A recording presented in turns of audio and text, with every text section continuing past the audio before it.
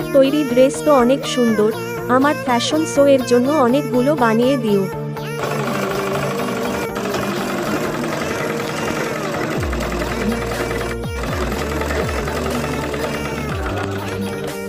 আপনার অর্ডার করা ড্রেসগুলো নিয়ে এসেছি।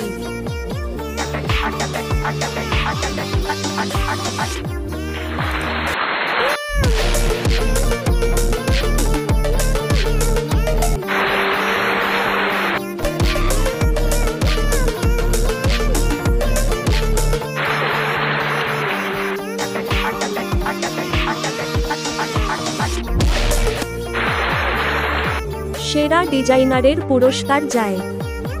ওই গরিব মেয়ে কিভাবে এত বড় পুরস্কার পায়? অনেক কষ্টের পর আজ সফল হতে পেরেছি। আমি এখন বেস্ট ডিজাইনার।